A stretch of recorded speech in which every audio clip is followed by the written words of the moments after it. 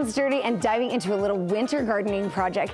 Succulents are oh so popular right now. People love them because they look exotic and they don't require a lot of maintenance. Who wouldn't love something that was exotic and no maintenance? And they come in all shapes and sizes. And as it turns out, they also come in all colors.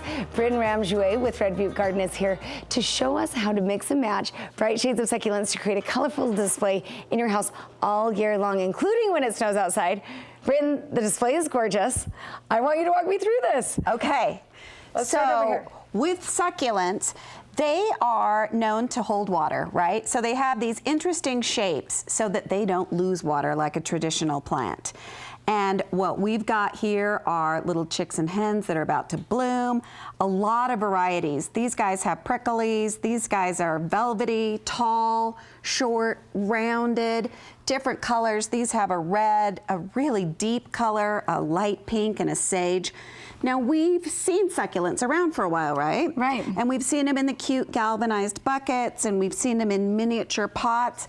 What I wanted us to do today is something a little different and a little fun. Okay, and this is fun because you're right, you've seen some of these, but you brought some things that I haven't seen before. Now, honestly, Emily, I walked around my yard and my house, and this is a suet bird feeder that you could get at any kind of department store or even maybe your grocery store, but Smith's or Walmart or any of those. And it normally holds suet. And here's what we did. You can see the back. We put moss, because it's cute, and you can get that at any gardening store, some soil, another layer of moss, and then when we plant, and you and I are going to plant, we poked holes and put in little succulent seedlings to make our own creative canvas. So these start, do they start as a succulent seedling, a baby plant, just or is it an actual baby plant? Okay, just a tiny one. Just a baby plant. And then these have kind of grown a bit and filled it out. And they will continue to grow.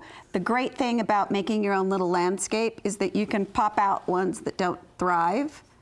But the thing about succulents is the more neglect, the better they do. Oh, good heavens. The succulents were made for me. That's fabulous. Right. And so I walked around and I found this old teacup, this old crystal glass.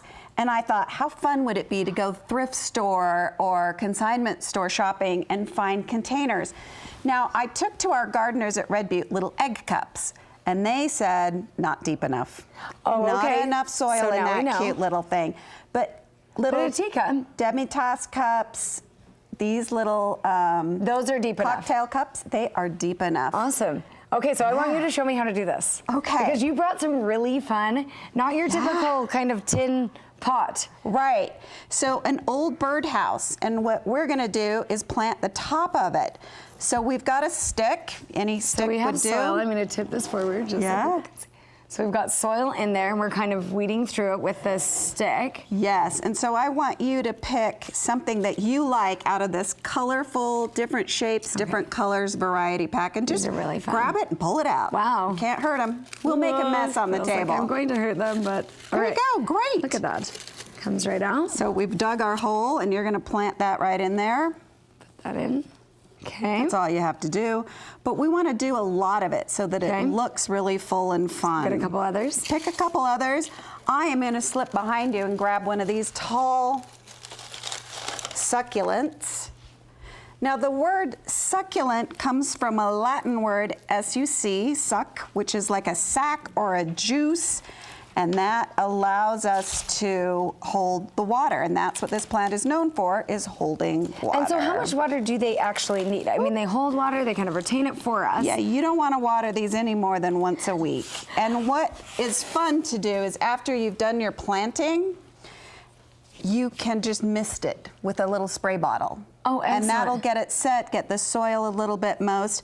And what I like about this, at Red Butte Garden, we call this spill and thrill. I like it. I like it. We're getting sassy on these succulents. So these were the holes where the birds might go in and out of your birdhouse. Just throw them on in. And these succulents come in so many varieties that we found one that drapes down, one that pops out. So fun. So the whole planter is really kind of a little succulent haven. That's right. All right, now this is what I'm dying to see how you do this because shells. Who would have guessed? And we don't have a lot of seashells in Utah, but we know that they mean summer, right? Right. So we've got the seashell filled with soil. and we're gonna poke some holes in it, right? Just so you can get the plant in there. These are already plucked out of our planter so that Emily can just plop it right in. Stick that in there. Now, doesn't that little flower plant look like a gem? It really does. Or It has I these think chubby little leaves. It's so cute. they look like they're under the sea. So I think this is really fun with the seashell so that it looks like, almost like coral from under the sea, don't you think? Yeah, it really does. It has such a pretty, kind of a waxy look to it. Right. Look at that. So you're right. You get kind of this under the sea feeling in this. Let's stick in this seashell. one more in there in a different color. So Should we let's get this pick kind of, the reddish or the bright green. Let's get the bright green. All right, we're gonna stick that in there. Oh, Bryn, this is so fun. Are your hands dirty yet? Because we said we were gonna get they're dirty. plenty dirty. Better not go over, make food. No. So, Bryn, tell me what's happening at Red Butte Gardens. Anything to look forward to? Yes, There always so is. we have a brand new garden that's coming on. It's opening May 20th, and it's called the Water Conservation Garden. And in addition to plants like succulents, you're gonna see gorgeous colored blooms that are great in our habitat, that are low water users. You're gonna see variety. It's a gorgeous new garden. Kids admission is free on May 20th. Excellent. May 20th. Thank you so much, Red Butte Gardens.